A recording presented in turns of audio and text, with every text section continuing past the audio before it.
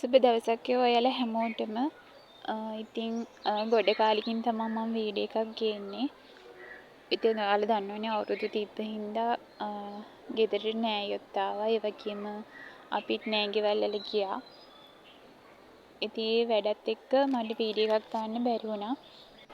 මේ ඔයාලට පේන්නේ මම ගොඩාක් ආස කරන මම ආසම මල් වර්ගයක් ඩයිනමයිට් රෙඩ් එක.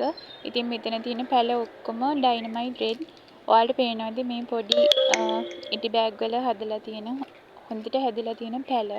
ඉතින් මම මේ ටික ඔක්කොම කට් කරන්න තමයි ලෑස්ති.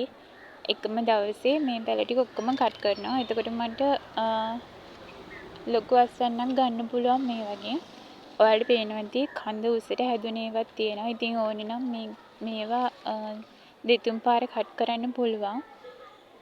ඒ වුණාට මම එකපාරයි කට් කරන්නේ. මොකද පැල ටිකක් මෙතන වැඩිපුර තියෙන හින්දා. ඔයාලට මේ පේන්නේ මම බුෂ් එකක් විදියට හදලා තියෙන පැල. මොකද ඒ කාලේ මට නෙට් හවුස් වල ඉඩ මදි හින්දා මම මේ විදියට පැල දෙකත් හදලා තියෙන එකම පොට් එකේ. ඉතින් ඔයාලට පේනවනේ මේ මගේ ආදරණීය පූස් පැටියා. එයත් එනවා. ඉතින් මම මල් වල වැඩ කරද්දී එයත් ඉතින් මල් ළඟ. ඔයාලට මේ පේන්නේ මම කට් කරාට පස්සේ පැල ටික මේ පැලේ නම් මම ලස්සනට ලොකු පොට් එක දාලා තියන්න තමයි හිතුවේ. ඔයාලට මම කලින් වීඩියෝ දාලා තියෙනවා පැල කට් කරන්නේ කොහොමද කියලා දන්නේ නැති කෙනෙක් ඒවා බලන්න. ඉතින් අද මම විශේෂ දෙයක් කරනවා. මේ තමයි ඔයාලා දන්නවද මේවා අර ලැගර් කියන වර්ගයේ. ඉතින් අපිට මේ වෙලාවේ ඒ කියන්නේ මේ දවස්වල අපිට වහිනවා. එතකොට පැල කට් කරාම කට් කරපු තැන් වලින් දිලීර යන්න පුළුවන්. ඒකින්ද මම මේ ලැගර් කියන වර්ගයේ පාවිච්චි කරන්න හිතුවා. ඇත්තටම පායන කාලෙට නම් අපිට මේවා අවශ්‍ය වෙන්නේ නැහැ. අඟුරු කුඩු හොඳටම ප්‍රමාණවත්. මේ වගේ තමයි අපි කියුටෙක්ස් ගෑවහමත් මේ විදිහටම තමයි වෙන්නේ. හොඳට සීල් එකක් වගේ හිටිනවා මේ අපි කට් කරපු තැන්වල. එතකොට වතුර යන්නේ නැහැ, දිලීර යන්නේ නැහැ. ඉතින් ගොඩක් ආරක්ෂිතයි. මේ ටින් එක රුපියල් 400ක් වගේ උනේ.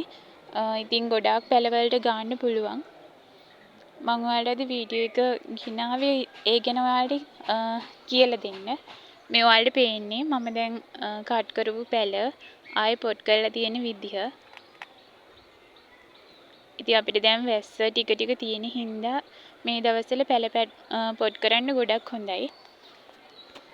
මොකද টොප් කට් වල හොඳට මුල් අත්තු ගන්න පුළුවන්.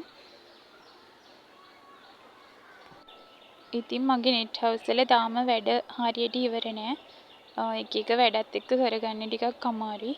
මේ විදිහට තමයි මම පිළිවෙලට හදාගෙන යන්නේ.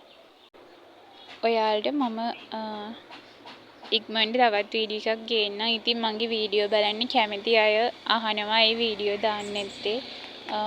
වීඩියෝ දාන්න. එහෙම ඉතින් එයාලට ගොඩාක් ස්තුතියි මං ගැන මතක් වුණාට. ඉතින් සමහර අයට නම් මාව අමතක වෙලත් ඇති. මොකද ගොඩක් කල් වීඩියෝ දැම්මේ නැති හින්දා. ඉතින් ඔයාලට තවත් වීඩියෝ ඉස්සරහට ගේන්නම්. ඔයාලට සුබ දවසක්. තෙරුවන් සරණයි.